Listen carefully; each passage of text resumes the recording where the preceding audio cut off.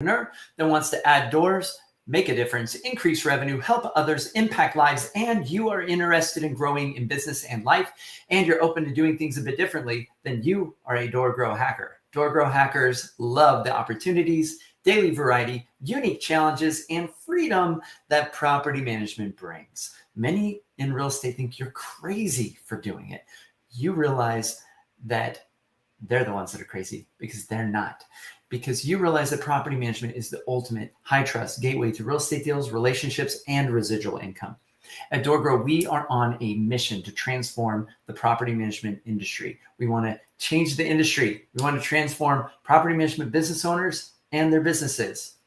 We want to eliminate the BS. We want to change the perception. We want to expand the market and help the best property management entrepreneurs win. I'm your host, property management growth expert, Jason Hull, the founder and CEO of DoorGrow. Now let's get into the show. All right, so I sort of ad-libbed that a little bit. I'm kind of messed up my intro a little bit. All right, everybody. So I want to talk about humor. I want to talk about being funny. And a lot of times we take ourselves too seriously. And so we act too serious in our business. And when we're too serious, people are less likely to trust us. So you have to be willing to not always look perfect. Like, I've made mistakes in business, and some of the best ways I can close people and convince people to trust us is I get transparent and real and raw and share some of the challenges I've had in business. That allows people to open up and share as well. And it builds this bridge and this relationship of trust. And you've heard me say before, sales and deals happen at the speed of trust, right? And if they trust you and they know you and they like you, they're going to work with you. So what I want to talk about is humor. And so you may have noticed, if you're following us on YouTube, we put out some funny videos. So one of them is called Profit Martian, and makes fun of the idea of maybe a property manager not having enough profitability in their business. And you'll see Sarah, my wife, and I just being really silly around that. And it's pretty funny. And then you may laugh. So I recommend you go search for Profit Martian. You can add DoorGrow. You should find it. And have a good laugh. The other video we made recently is not move-in ready. And you'll see me at the beginning yelling, not move-in ready. You're right. This is not move-in ready. So check that out. Sarah and I made a humorous video showing a couple that decides to kind of manage the property themselves and all the stupid mistakes that we make. She's suggested I get a property manager, and I was like, I don't need that. I can do it myself, right? So check that out. That's funny as well. We actually just recorded our third video, which is going to be about all the reasons why you might not need a property manager. And it shows me doing some really uncomfortable things and challenging things and pretending that I like doing the property management stuff, acting as an owner that's doing it myself instead of using a property manager. And I think the working title is 13 Reasons Why You Might Not Need a Property Manager, because we had like 13 different instances. So you'll see me running from a dog when I'm supposed to be doing an inspection and, stuff like this. So, and they get pretty ridiculous. What it does is we've already gotten feedback from some clients that signed up because they saw some of these videos, because they say it shows our personality, which is true.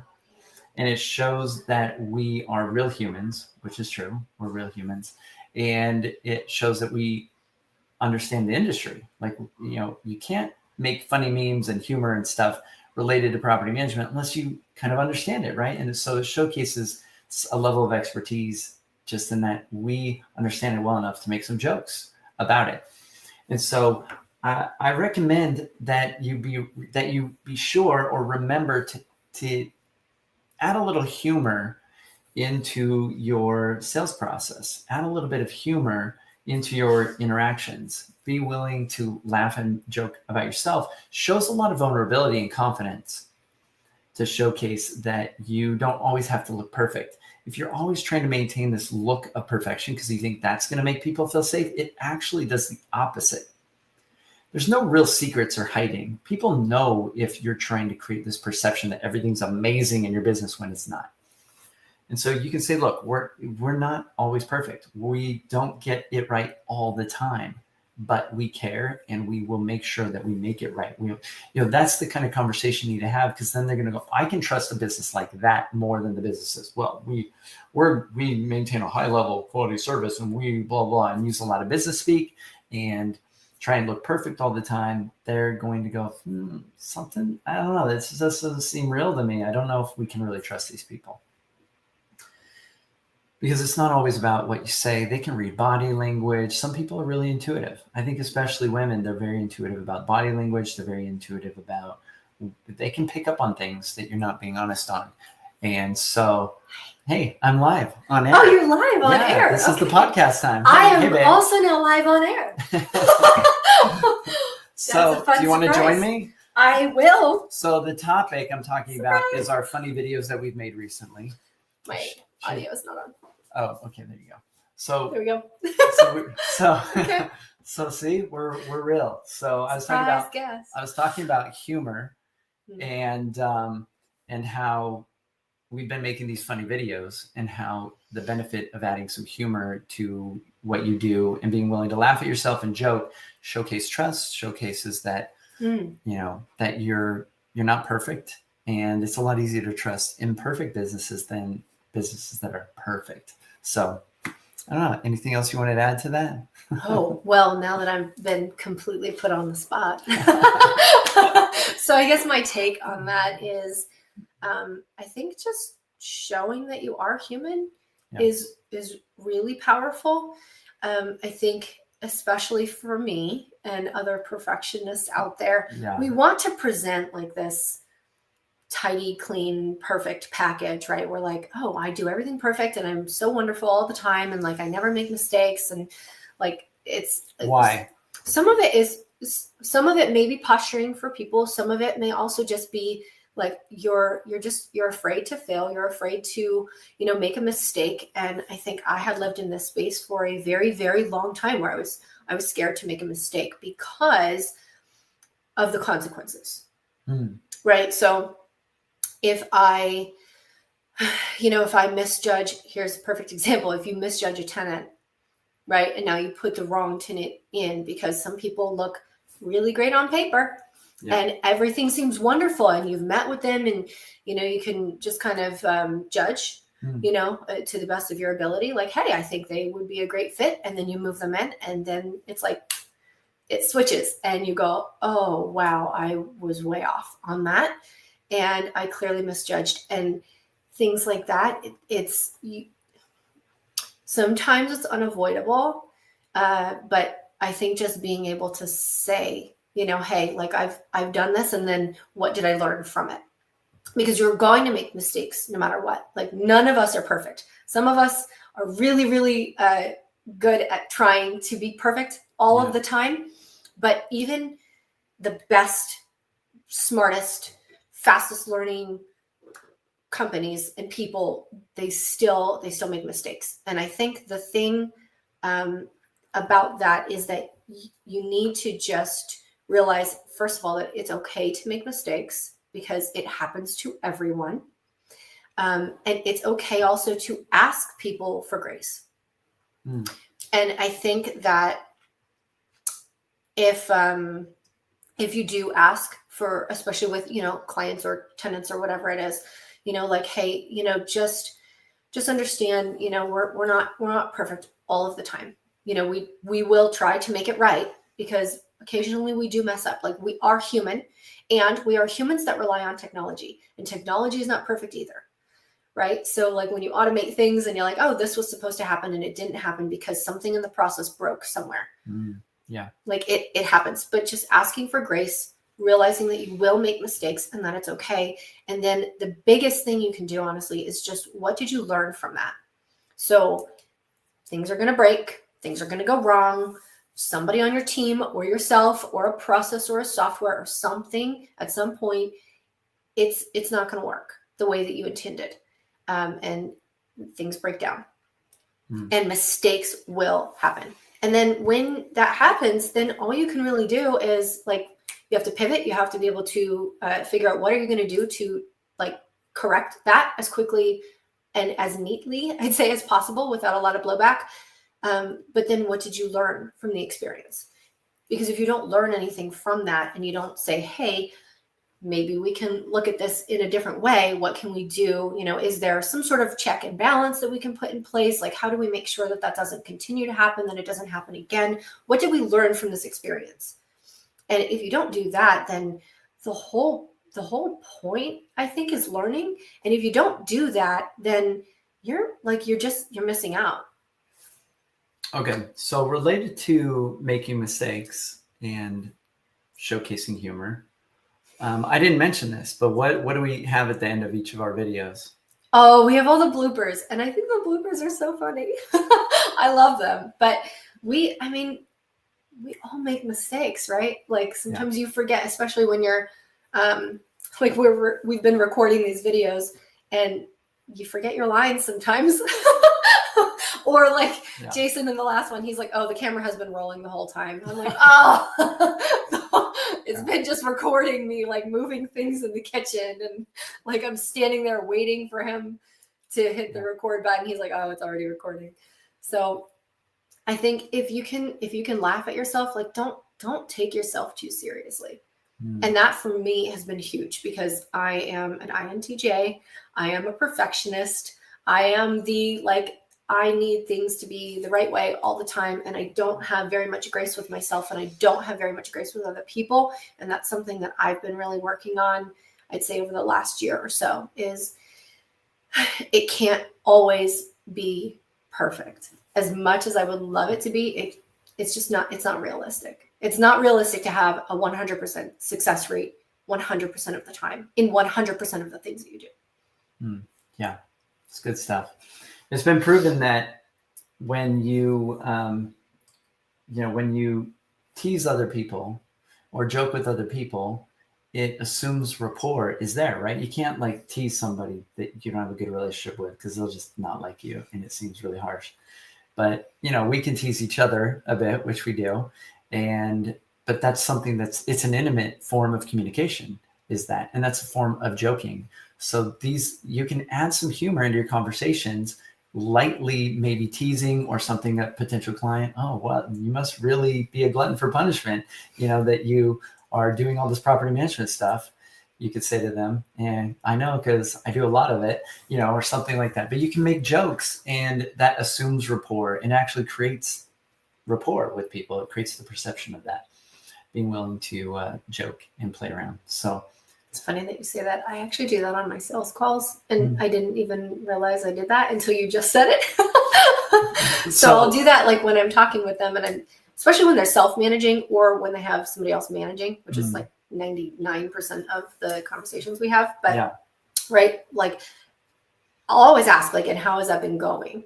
And it doesn't matter either. If they already have a manager and they're looking for another one, it obviously isn't going well. If they're self-managing, it definitely isn't going well. I don't really need a lot of information when they're self-managing. I already know they're in pain and I know they're probably not enjoying what they're doing. Very few people are like, I love all of this stuff. And that was the last video that we just did. But I kind of will, as soon as they say something that, really is like their pain point, right? They're like, oh yeah, like that, the tenants call me all the time, or, like this tenant is late every single month and like, it's been going on too long. And now they're behind 3 months. And now I feel like I need to either get them to pay or evict them. And that's like painful for me. I don't want to be the bad guy, or I don't know how to handle this legally, right? Like if I have to evict them, like I'm at that stage now and I have to evict them, but I don't know what I'm doing. And they don't say it exactly like that, but that's like the read between the lines message that you're getting. Yeah. I'll kind of joke with them at that point, and they'll say, oh yeah, sometimes like tenants suck. And I just laugh. And I'm like, yeah, sometimes you're right. Sometimes tenants suck. And I know that is painful because we too have seen that and we too have dealt with that. And that's exactly why we have, systems and processes in place, is because sometimes And sometimes it's not even that the tenant sucks. Sometimes it's the tenant is amazing, and then something changes in their life and now they suck. So, and that happens, right? It's called life. Like, people lose their jobs, they lose their spouses, relationships end, hardships, they're just part of life. And sometimes that carries over into how they behave as a tenant. But I'll kind of laugh, like, on the call. I go, and they'll say, oh, well, the building is completely vacant now because we had all these tenants in it and they didn't pay, so we got them all out. And I'm like, okay, so it's like it's all vacant. Yeah. And I'm like, and I bet that's fun for you. Right. Like, and they're like, oh yeah, it's like, it's horrible.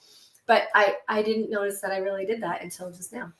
I think women do a lot of things intuitively. And I think there's a lot of things that people pick up when you do sales enough, like you start to intuitively pick up things that work. Especially once you're really comfortable doing it. So I think one of the things that I've noticed is that humor really is a sign of intelligence. The more intelligent somebody is, the more they can think on their feet and be witty and create jokes and add humor into the conversation. So I've always viewed humor as a sign of intelligence. And I've always viewed people having a sense of humor as a sign of, maybe intelligence or being more of a light in humanity. People that have no sense of humor, they're not willing to take jokes, they're not willing to joke, they're not super fun people to be around. And I think it shows us that when somebody knows the fine line of whether it's funny to somebody else or not, shows that you have, that emotional quotient, you have that EQ, intelligence, and there's some emotional intelligence. And I think if you're able to be witty, it shows that IQ, that you're able to piece ideas together and do something unexpected, and which is what humor is kind of based on. And people will see, okay, there's some intelligence behind this person. So, and I think that circles back to us making the videos, us being able to formulate an idea, know that we show that we know the industry. There's intelligence that goes into us putting together our scripts and what we're going to do in our videos and making it funny. And, comedians, I think, are some of the most intelligent people out there. They're able, I love the observational humor. I love when they can see truth in things that don't make sense and it's ironic. So comedians really are able to showcase a high level of intelligence. They're able to piece things together and do things that people can't see coming. And that's why punchlines are so funny. They're unexpected. And that's, our brains get excited about that because it's different, it's unique, and it's something we hadn't expected or heard of. And that's where humor becomes so funny to us and exciting because we didn't expect it. And it takes intelligence to be able to catch people off guard like that. So anything else we should say? So add a little bit of humor into your day, and your day's just going to be a little bit more fun if you're laughing at some stuff and laughing with some people. And laughing with people creates connection as well. Like, if they laugh and you're laughing and like you can make jokes together, there's some bonding, I think, that happens, and really that creates more trust with clients. So anything else we should add? Yeah, I don't know what you started out with, but I feel good about that. Okay, cool. Well, I'm glad you came and joined me. That was a mistake. Wasn't planning on being on podcast. She just walks into my office making noise. She could see I'm on a video. I couldn't see you were on a video. No, because he's like, his desk is against the wall and I can hear him.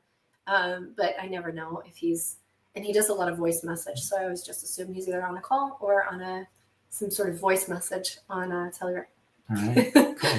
Well, if any of you are struggling with growing your business, you're having trouble figuring out how to scale your operations, you're having difficulty with your team, we have rolled out what we call the DoorGrow Super System. It is the system of systems.